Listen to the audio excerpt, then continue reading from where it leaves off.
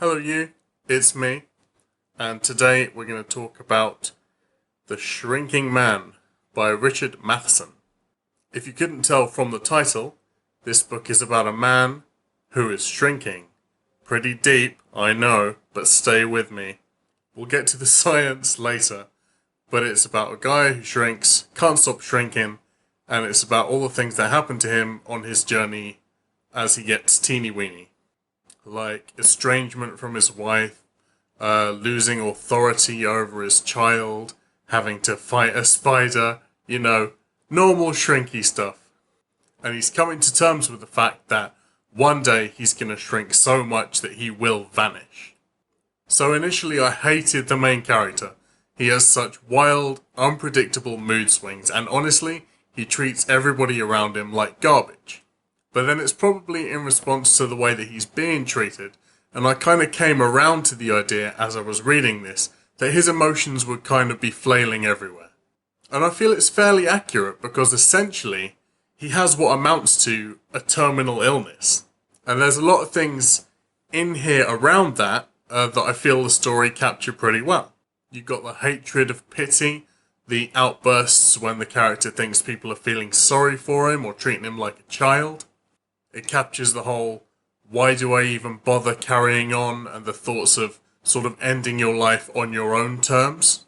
The mood swings from grief to anger at your situation to sort of zen acceptance and then like debilitating shock. And I think a lot of people going through something terminal would need that reassurance that they are still the same person that they were before, as in everybody else's eyes they sort of become less and less human and more an object of pity or revulsion. And there's a big level of alienation, as people will probably want to associate less and less with you. One issue I did have with the main character on his sort of journey from big to little. Obviously he can't be with his wife, there's a sort of lack of intimacy, but I feel like there was a very quick leap to this guy becoming a pervert. He's like crying and begging to his wife, trying to convince her to give him permission to sleep with a circus midget. And then later, when he's like the size of a doll, he's sneaking around watching a girl who he thinks is like 14 undress. It felt like it happened way too fast. He was saying all these things like, oh, I can't resist, or my urges are taking over. And it was kind of like, It's mainly an adventure story with sort of minor conflict and problem after minor conflict and problem. And for the first half, I really was like, what am I going to say about this? It's about a man who shrinks. But as I got into it, I was like, oh, okay. I see what this is about. This is a story about loss of control and loss of dignity, I think. And a guy trying to regain dignity that's been taken from him and get to the end of his life in a way that he can respect himself and really feel like he's tried.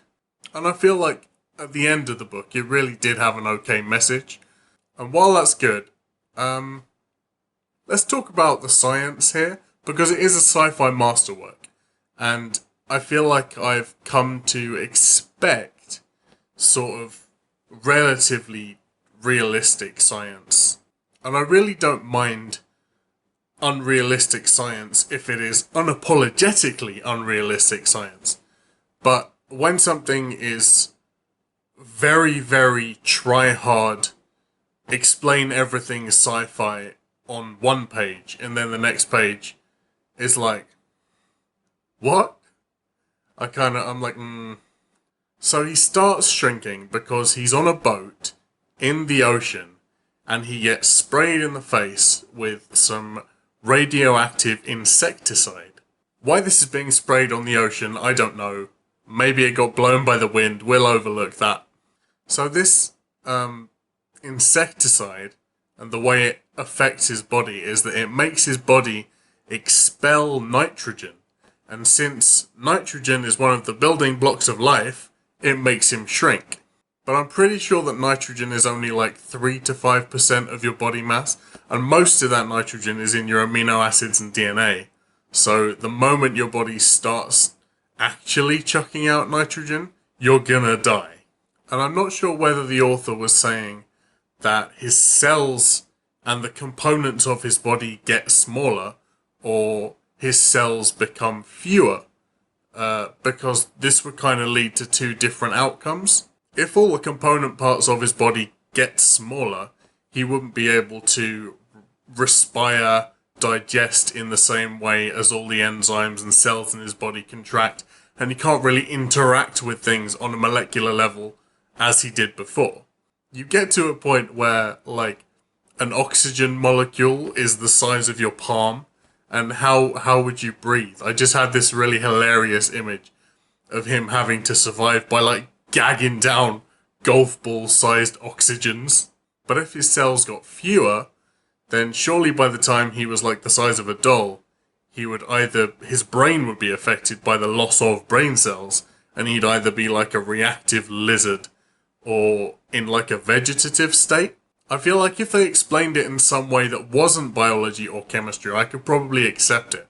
Like if they used maybe a physics explanation where the space his body occupied in the universe dilated or contracted, and he was just suddenly relatively smaller to everything around him.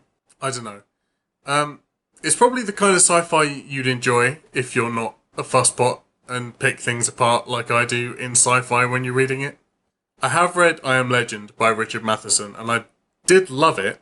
I have a lot of problems with the movie adaptations of it, but I feel like this and I Am Legend are his two most well-known books, and this was such less. It was so much less than I Am Legend in terms of like what it is and the message of the book.